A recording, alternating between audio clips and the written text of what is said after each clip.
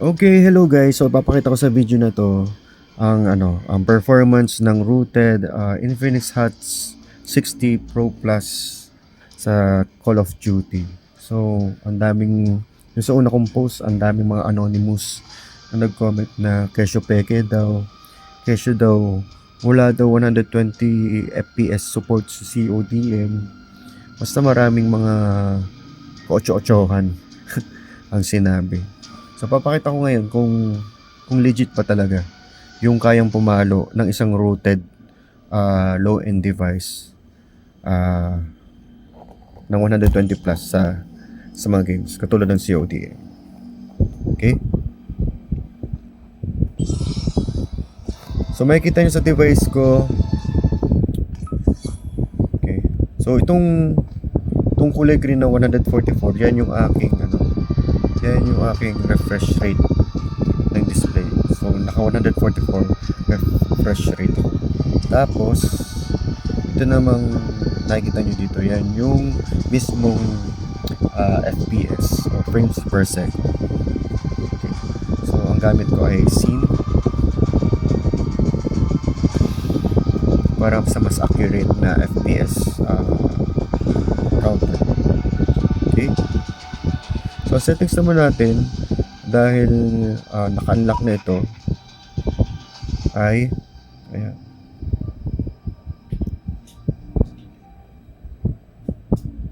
Okay.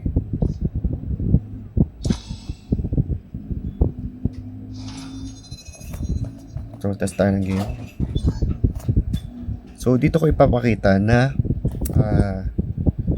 talagang achievable ang 100 plus FPS sa mga rooted device kahit low. Ang gamit ko nga palang cooling ngayon ay syempre yung portable fan. Sa tabi. Okay, so makikita nyo sa display dito sa ating FPS meter. So naglalaro siya sa 144, tas bababa, tataas. So ibig sabihin nakukuha niya yung FPS na yun. Yan, 130. Again dito, ito yung refresh rate ng device. So iba ito kaysa dito. Kailangan lang kasi naka 144 refresh rate para pumalo ng ganong kataas. Ayan, nabaril ako. Okay. So yan, nakikita nyo na bumababa siya. Kasi nga, hindi naman talaga high-end device ito. So kaya, hindi niya masusustain yung talagang 144. Pero, interestingly, pumapalo siya hanggang 144. Kahit low-end lang yung device.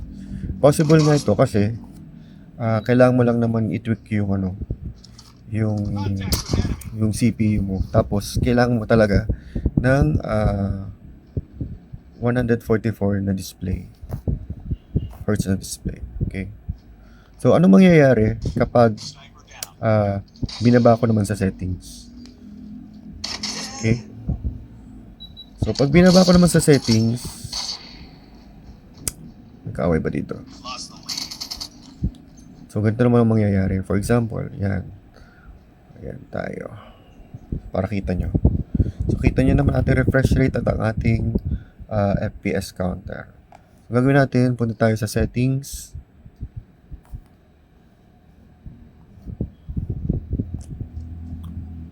Tapos ibababa natin yung slider. So yan, may slider tayo. So anong mangyayari? Pag ibinaba natin siya ng ibaba natin siya ng 120. So, kita nyo yun? Ang ating FPS ay maglalaro lang sa 120 or below 120. Pero, kita nyo naman, kahit ang ating refresh rate ay nasa 144 FPS. 144 Hz. Ayan. Laro nga tayo. So yan, makikita nyo na hindi na siya napalo ng mas mataas.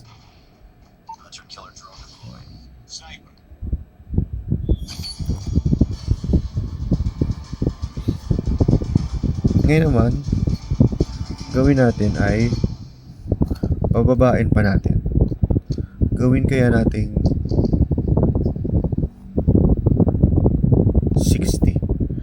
So makikita nyo automatically yung ating FPS ay bumaba hanggang 60 kahit ang ating refresh rate ay nasa 144 pa rin. So ibig sabihin lang nito guys, legit, at kita nyo naman yung stuttering na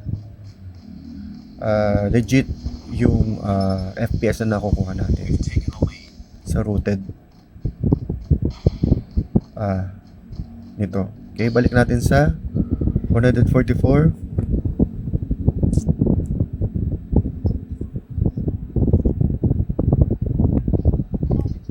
So yan, so tayo 144 FPS na tayo.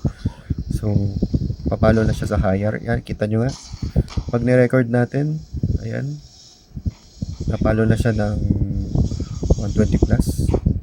Although hindi perfect nga, kasi nga hindi naman to high-end device. Pero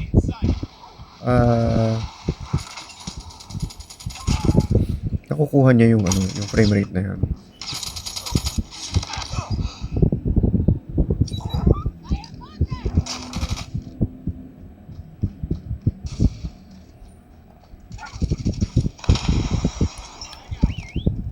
Ang gamit ko pala ito.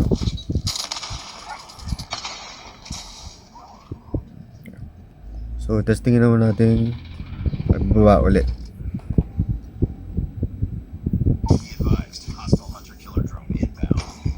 Gawin natin 60 ulit.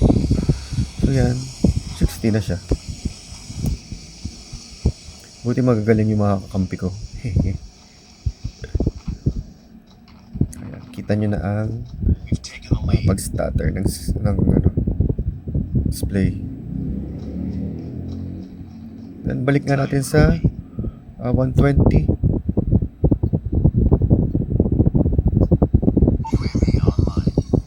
Gawin natin 120. Yan. So yun, babalik na ulit siya sa around ang peak niya ay 120 FPS. At ganun pa rin naman ang ating refresh rate. So talagang tunay na pumapalo siya ng ganoon.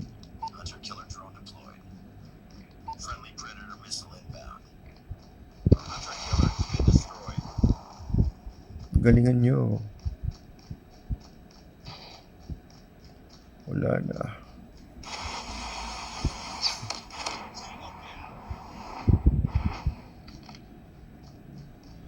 Ayun, kita nyo ng FPS. Tapos may oras pa. Sige, pababain pa natin. Okay, balik ulit. Ay, meron kalaban. Sorry.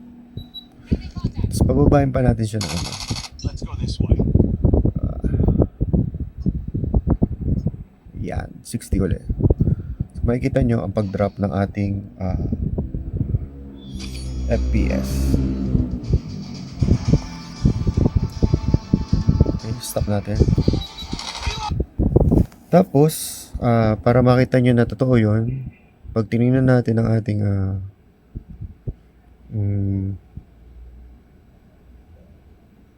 stats.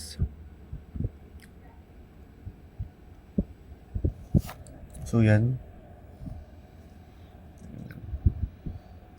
Makikita nyo yung pinaglaruan natin yung FPS kanina.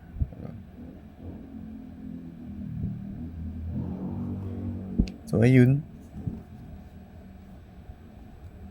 para dun sa mga di alam na pwede palang gawin yun, di may bago kayo natutunan.